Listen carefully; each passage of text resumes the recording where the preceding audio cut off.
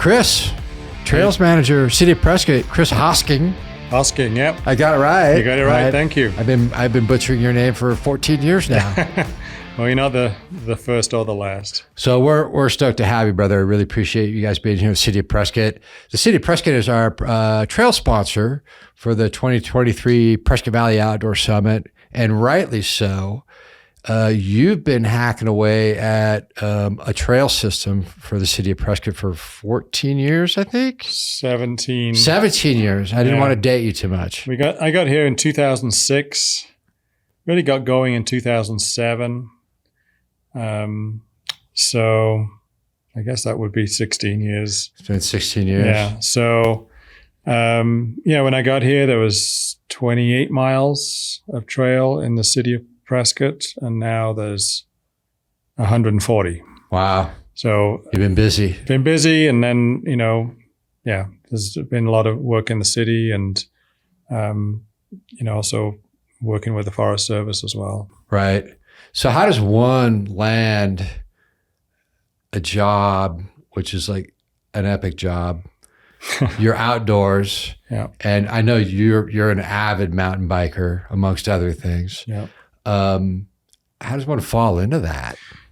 Well, that's a good question. I think back in 2007, the trail community and trail professionals were quite different. There was a few. Now there's a lot more professional trail builders. But I come from a design background, industrial design. And like you said, I'm a mountain biker. I've been mountain biking for 40 years and hiking and, being outside and being on trails. And so you marry those two things together, and I have a sense of the way a trail should be designed on a big scale. Looking at where's the connections need to be, and then what features you need to go by, what people want, what bikers want, what hikers want, what horseback riders want, and then on a close in, you need to know how to design a trail so it doesn't get destroyed in the 15 minutes of really heavy rain we get per year. So it's all about not having long stretches of long downhill, which can attract water and then dig it all out, and then like you have a ditch. Road at my house, yeah. Yeah, you have a ditch. So this one, with trails, it's all about having rolling contour, having the trail, even though you're going downhill, you have little breaks going uphill. But not too severe that it would cause a problem with, a 7-year-old on a bicycle, or or someone who's not very experienced on a bicycle, or, So there's a lot of nuance to it of, how to design a trail, what the turning radius should be. Okay, if I'm going to go by that rock and I've got a blind corner here, what should the radius be here? How should I approach this blind corner? So there's a lot of things you think about, and that comes from more of my design background, is just thinking of the finished product and then working backwards. Okay, this is what I want it to look like when it's finished, even though there's no sense of a trail there whatsoever. Right. And then you come back and that, trees can be moved, vegetation can be moved. We try to keep all the big trees, but little trees can be moved, bushes can be, moved out the way. Certain rocks, I know which rocks we can move and which can't move. So there's a lot of, like I said, details. And then you also have to, before all that happens, you have to understand who the client is. So who's going to be using this trail? Is this going to be a beginner trail, an intermediate trail, a more advanced trail? Are we going to have a lot of bikes on this trail? Are we going to have a lot of hikers? Are we going to have maybe people on adaptive bicycles going on this trail? Are we going to have horseback riders? So there's a lot to take in, and then you try to perfect the design from there, depending on who the client is and what kind of trail it is. What does because I don't know, when you say industrial design or industrial design professional, What do they do? So it's also called product design. Okay. So anything that's mass produced, typically.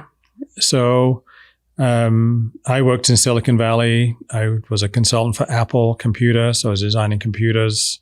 I've also worked in the sporting goods industry, designing ski goggles or exercise bikes, or in the medical field too, designing syringes or, Right. But it's usually the consumer interface, how someone uses a product, and and the ergonomics of that. But then it's also the appearance of it. So is it a saleable item? So you can make a car look like a brick, or you can make it look like a Ferrari. Sure.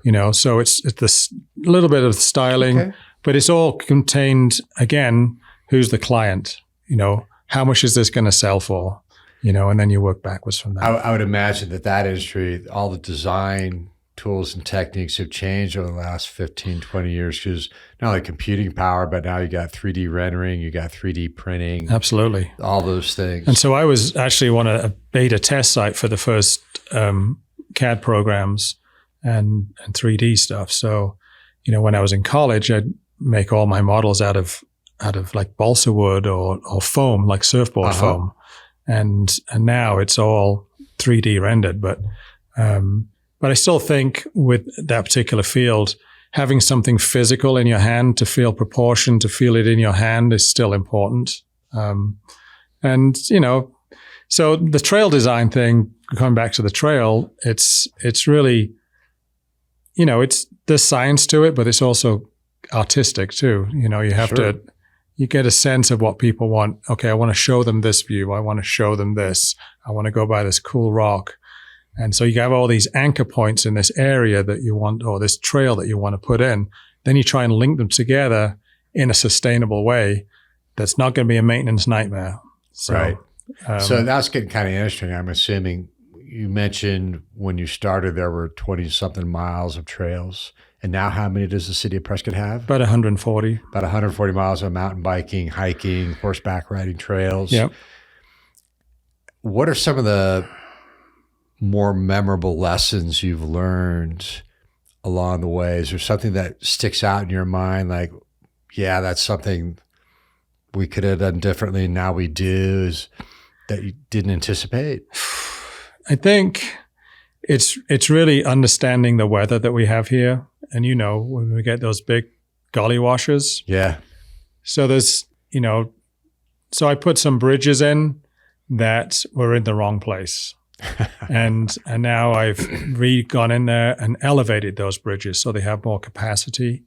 And now I tether all the bridges. So I have a wire or a chain that attached to a tree.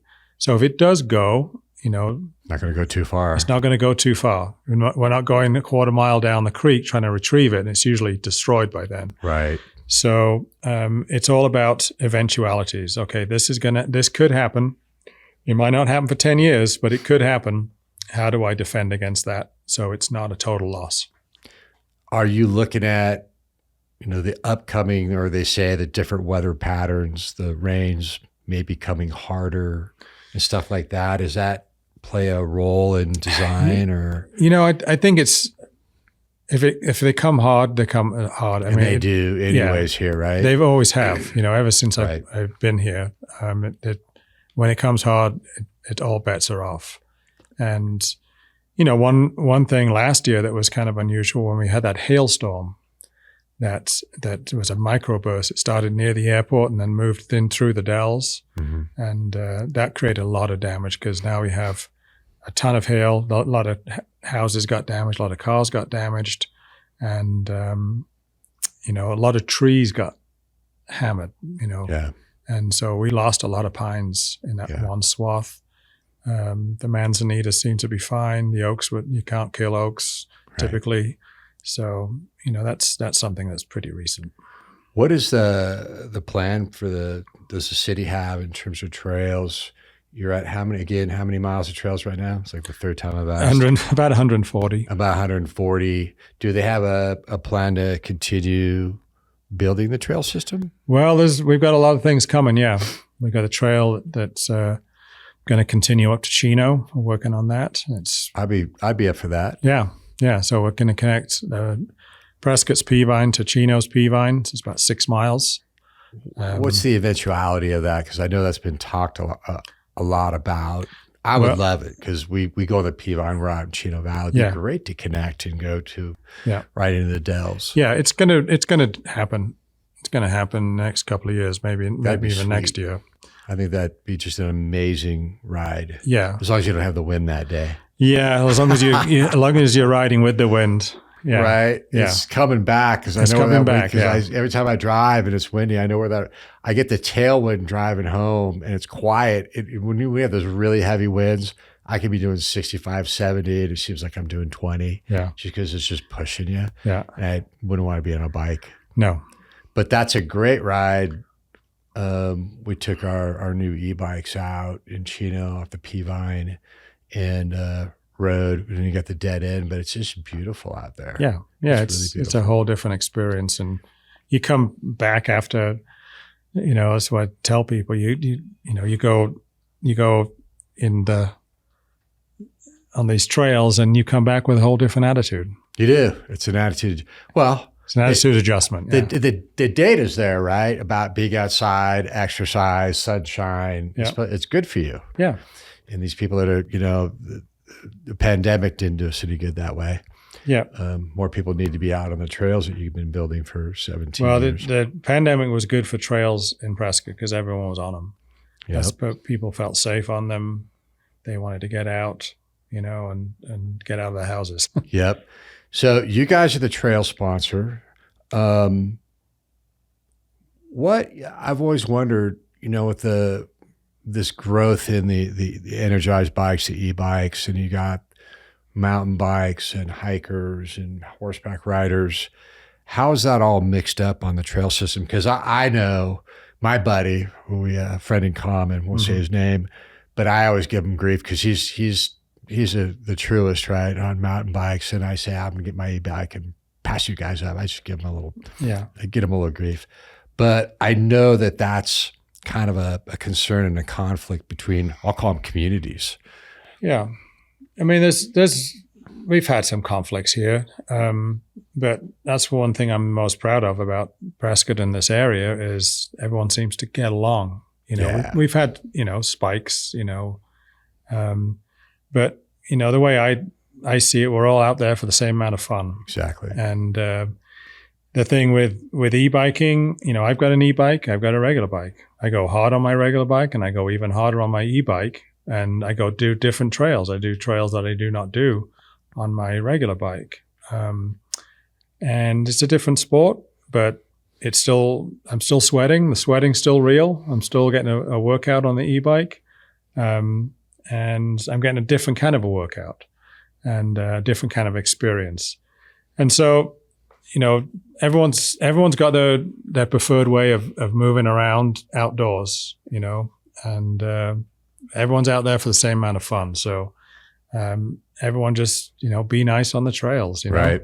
Just be nice. I mean, just slow down, if you're going downhill and someone's coming uphill, slow down, let them pass and say hi and keep going. Right. And it's not a race out there. We do have races, and that's the place to race. But yep. We don't need to be upsetting everyone, and just go out and have fun and be nice to people. I think makes everyone's day better. So do you have a favorite trail? Usually the one I'm on. Well said. That's my favorite saying. Yeah. So if somebody was a beginner, what would you recommend? So there's somebody new to town or simply new to biking, where would you point them? Well, if they're a beginner, then I would point them onto Peavine. Get used to riding on dirt. It depends what kind of bike they have. If they have a commuter bike or a comfort bike, that might be enough for them to be on that trail. Right. And then the next step up would be go around Willow Lake. We've got a big, 7 mile, kind of an easy trail around Willow. And then after that, go to Pioneer Park and all that. We've got double track there. We've got single track, and you can go as slow as you like in there. Okay. And then after that, you can get into the forest and go to Spence Basin, some real easy single track trails. And, with a trails map that, that we produce with a city, they're all color coded. So the green is easy, the blue is intermediate, the black is difficult. Just like skiing. Yeah, except there's no snowboarders to knock you over. Yeah. But there is e-bikers to knock over. Right, that's right. No, I'm kidding. Last time I was snow skiing was with my daughter in Keystone, and she's gotten really good. I taught her up here in Snowbowl, Flagstaff. And that's the last time I skied. The first time I ever wore a helmet, because I come from the 70s. I've been skiing since the 70s, snow skiing, regular skis. And put on the helmet begrudgingly. My daughter said, no, put them on. That's what everybody does now. Okay. It was actually kept my head warm. Got knocked out on my last run of the day. Was ready for that beer. With the helmet on? With the helmet on. Yeah. And the last thing I remember was going, oh, that feels good, because my skull was getting crushed against the foam, which was getting crushed against the ice. And I woke up, face down, my arms were on me. Everything came off. Everything. Yeah. I don't know how the poles came off my arms. I woke up and a couple of snowboarders next to me. I'm like, who hit me? He goes, oh, the guy already took off. Oh. And now that I'm thinking about it in retrospect, it was probably one of those two guys. Well, the good news is you had that helmet on. Well, I've asked you 3 times about how many miles there are, so I might have short-term memory loss. I'm not quite sure. Yeah. But yeah, if I didn't have that helmet on, I would have been, because it was a side impact. And I'm the same. I mean, I started riding mountain bikes in the 80s and no helmet, But we're probably similar ages. I mean, our parents, we didn't have seatbelts. We were standing in the car when dads were driving on the freeway, and they had the windows down and they were smoking, no seatbelts and all that stuff. But I got a helmet on pretty quick because I saw some friends get hurt pretty bad, smashing their heads.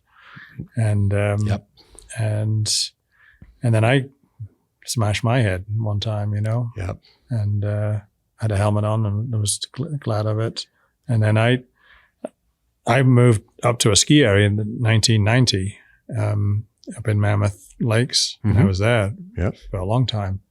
And just you got that many people whizzing past you. Way more people than there used to be up there. Yeah. And then you get that boilerplate kind of spring conditions. Yeah. You bang your head on that. It's like hitting concrete. It is. Doing 40, right? Yeah. You catch an edge, you do something weird, you better have a helmet on because, we've all seen the stories of people just banging their heads and they're never the same, So let's talk about what the City of Prescott has done with the Whiskey Off-Road. For those that don't know, I know a lot of the biking enthusiasts know, but why don't you share with us what the city has done in terms of that race and what is it? Because it's one of the biggest purses, if not the biggest mountain biking purse in the country. Yeah, I think it was a couple of years ago. I think it's, I think there's other players now. I think it's really, you have to, take your hats off to Todd and Epic Rides. They've stuck with it, and they've grown with the cycling community, because cycling is very different, when they started, 18 years ago. And now cycling's become more mainstream. Right. And especially mountain biking. And there's a lot more sponsorship. There's a lot more attention to cycling, whether it be road biking or mountain biking. So it's just they've grown as the sport has grown, and they've been part of that growth, especially in Prescott. Right. And so City of Prescott supports, the Whiskey Off-Road. They do the traffic control and the police support. There's a lot of money that the city's done a great job. It's a great advert for our town. Yeah. Because we do have 450 miles right out of town. Right. With the city and the forest together. So it's a great advert for us. Yeah. So it's put us on the map. We're getting, top pros from around, the country and the world. Some local champs too, right? Yeah. So it's put us on the map, and we'll keep growing. Are there any other biking related events that are going on in the city? Well, we have a lot of bike events. We have the high school mountain bike and high school and junior high mountain bike races coming up later on in September. And that's a statewide series. So we'll have 800 kids, 900 kids up in Pioneer Park. So don't go into Pioneer Park around the 23rd of September. It's going to be a zoo in there. So if you want a quiet walk, don't go to Pioneer Park on that weekend. That was my favorite place to go for July 4th when the July 4th was there. Yeah. That was a great weekend. Yeah. That really was. I wish they'd bring that back. It was just a hit. It was just such a great family day. It was. We kind of outgrew it, though. Yeah. No, I agree. We outgrew it. And I think the Watson Lake is a great venue, too. Yep. And there's lots of places to watch the fireworks in that location. Well, safer too. You're closer to some water, so yeah. It was really, we never know. We organize these big events, but we never know what the fire danger is going to be like by the time 4th of July comes, and it can be tinder dry, and you get fireworks going off, and you can't. If it's windy, you can't control where they go. No, and so you've got grasses and bushes all over. So you had all these spot fires happening. The firemen probably hate July 4th. It's just not it's not a good advert, when we have restrictions all over and then we have fireworks going off. So it's much better doing it on a lake. Yeah. Because we can control that. And everyone has a good time. Watson Lake Park's a stunning venue. And we got parking there. We have ability to bring people in. So it's a great location. So how do you view the equipment? It's gotten so nice. Whether it's a mountain bike or a road bike, I mean, the mountain full suspensions and whether it's an e-bike or standard, they're amazing. I know, and I mean, I still got my first one of my first e-bikes from 1986. Wow. And that's an old one. Yeah, it's a really old one. So there was no suspension. There was no, index shifting gears. Right. There was really crappy brakes, crappy tires. I mean, everything. It was and it was really heavy. Yeah. And now the bikes now are the same weight, but they have, 6 inches of suspension. They have electronic gears. They have disc brakes. They have carbon fiber frames. Mine folds. It's got disc brakes. It does 35 miles an hour, and it's sick. Yeah, so it's great. It allows me to keep riding. At a faster pace. Because I go ride those bone shakers of 40 years ago. I don't think I'd be riding if those were still the bikes, right? Yeah. So that's another thing. Another facet of e-bikes is e-bikes allow people who used to be able to ride, or they've had an injury, they've got a knee injury, and they can't push down on the pedals as much as they could. They've got a heart issue, they've got whatever issue. They're able to get out. They're cardiovascularly, that's more challenged. I broke my back in 2018. Yeah. And rehabbed, got my wife and I some bikes, and now I don't worry about getting really sore halfway out. Yeah. We can keep going all day. And if I'm getting really sore, then I can just eat all the way back and I'm good to go. And that's really what was interesting to me it's great PT. Yeah. It's like having an assistant right there as you're pedaling. You don't have to worry about having a bad day. Yeah. Is what's the big advantage there. Yeah. And she just appeared like I Dream of Genius, Ann Stewart, tourism manager for the City of Prescott. How are you? I'm doing great. Thanks for you guys. popping in. Just popping in.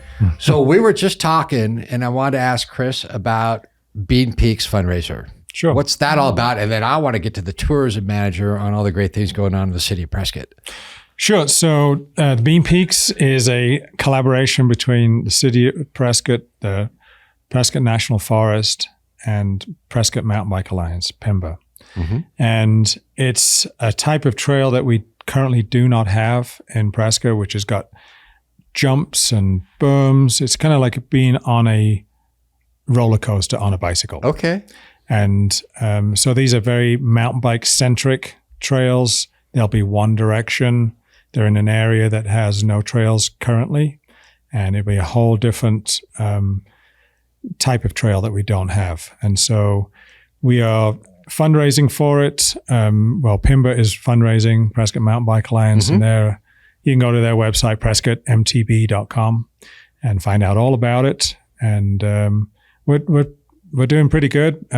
We've got next week we start flagging the trails, and then we start construction October 2nd, and then that's for the first phase. And then PrescottMTB.com is where you can go to find out about the Bean Peaks and fundraising and donate to make it happen. Yep. Is this for beginners and advanced, or is it all advanced? It's for all users. All users that want to get skinned up and bruised. Yeah, we're even designing some of the trails for adaptive bikes. So people are in wheelchairs, and they have off-road wheelchairs now that they'll be able to use on this particular type of trail. I think it's awesome they got vehicles for all that kind of stuff. Oh, man. The technology and the lightweight, the carbon fiber. And No, it's going to be a great addition to what we already have. And people who want to go fast and jump, this is the place for them to do that.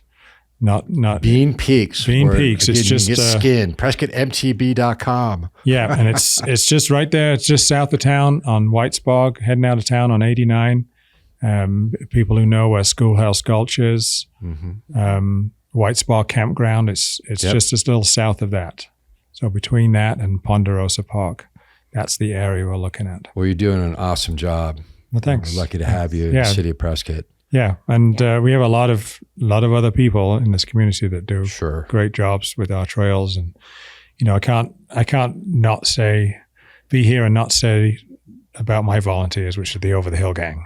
Oh yes, we've heard about them. Yeah, expeditious group of fellows and fellows. So I got them together with the city in 2007, and we had 4 guys, and now we have probably 40 people show up twice a week on Mondays and Fridays, and we get probably 10,000 hours of volunteer time. Do they want to come out to a goat farm and shovel?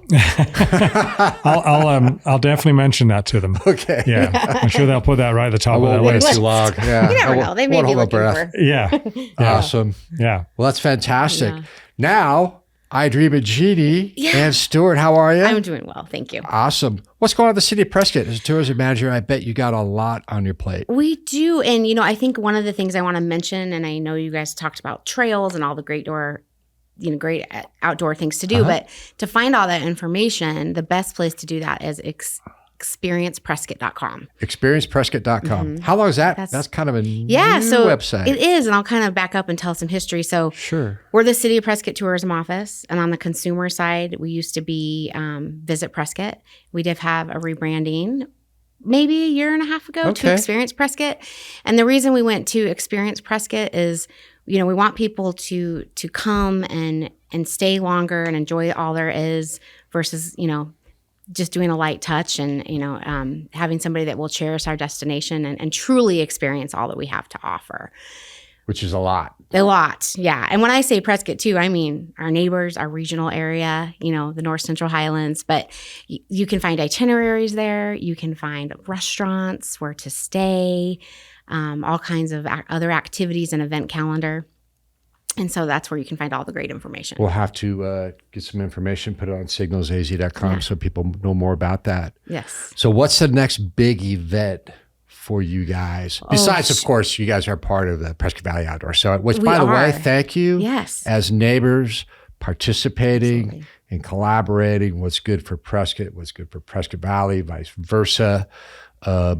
So it's awesome, you guys. We all have, this whole area is so attractive. Yep. And I look at all of us in this together and who we are and what we have to do. And, there's no borders. And so, absolutely. We're so pleased to be the trail sponsor for the Prescott Valley Outdoor Summit. But I'd say the next big thing, we have a lot. Next weekend is busy. This whole month is just got slammed. It's fall, right, in our area, which is one of the best times for sure.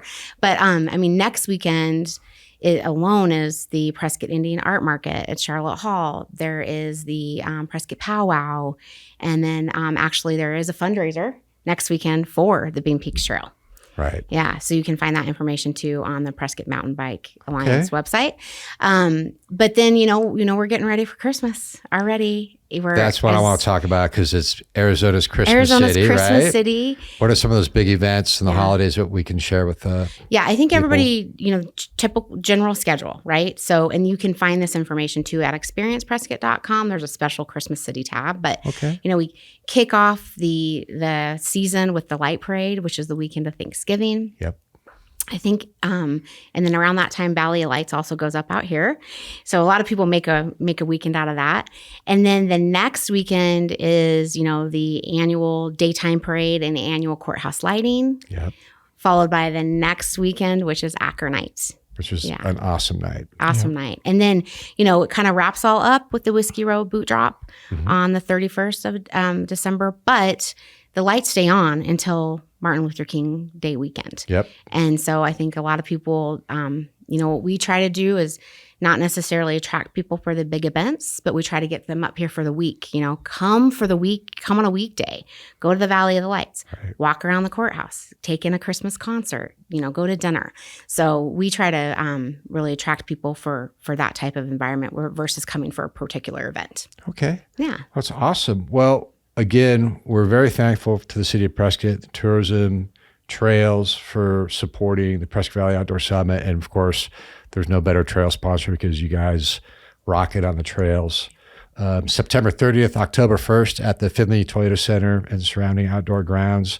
Will you guys come in again sometime? Maybe talk on TOPO Talk because you got a lot of tourism stuff to talk about. You got a lot of outdoor stuff to talk about. And we want our podcast from the Outdoor Summit to be a year-round thing, talking about the outdoors on TOPO Talk. Sure. So we'd love to have you guys back. That'd be great. So experienceprescott.com and prescottmtb.com. Yep. Check out those websites for more information, and we'll see you guys at the summit. Wonderful. Great.